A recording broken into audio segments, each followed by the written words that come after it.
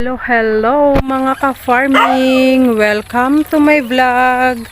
Happy Sunday afternoon mga ka-farming! So, dapat rest day, hindi naman tayo makatiis. Sige, ang kilos ni Papa. So, nakakahiya na umupo tayo. And nakapag-rest na tayo and nakapagsimba. So, ito, may gagawin ako. Ako ay magtatanim ng mga panibagong pinya. Pero itutour ko muna kayo. Ito, ng mga nagbunga na siya, oh. And may tumubo dito na passion fruit. Gagawa natin yan ng balad na gapangan. So, ayan, halos lahat nagbunga. And itong iba naman yung mga ano to, oh, mga bago kong tanim. Ayan, yung mga nauna. Ayan. Halos lahat may bunga, oh, 'di ba? Ito yung ube. Ube. Ayan.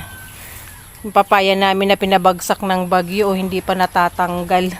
May bunga pa kasing 3. Palakihin muna natin yung 3 bunga bago alisin.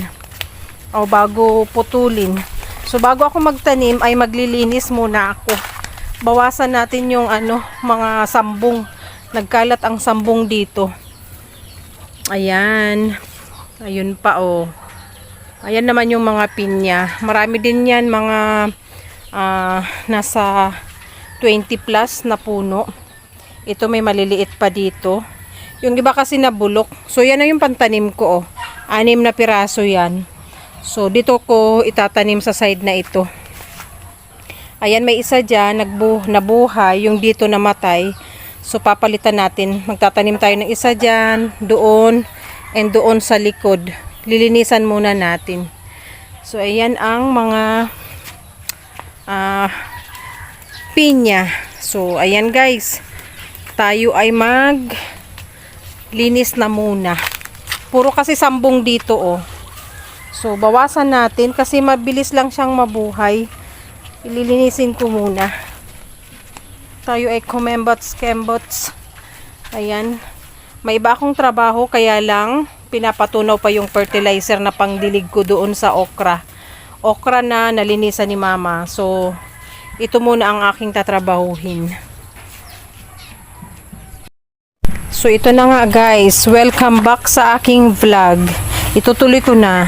Ito yung gagamitin ko sa paglinis. Puputulin natin yung ibang sambong at yung ibang damo.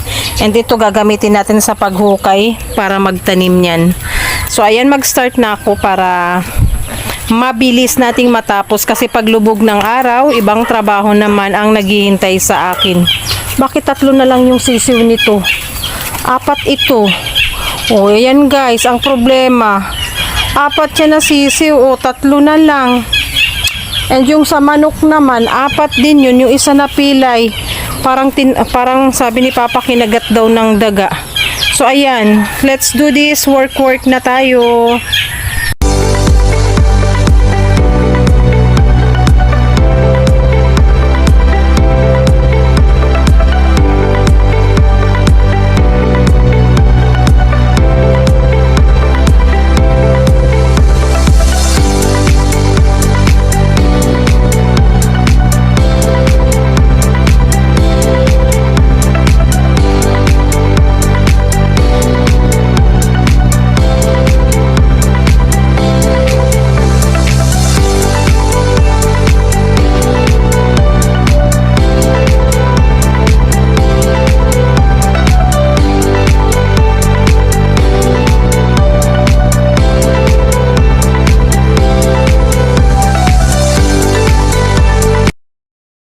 Diligan natin guys yung mga bagong tanim na pinya.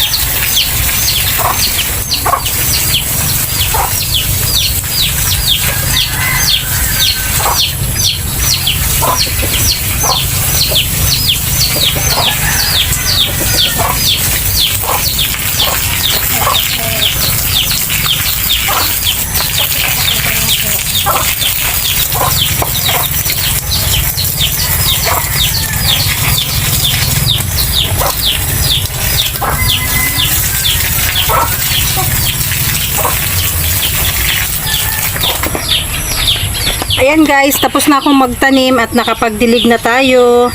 Thank you for watching. Bye-bye!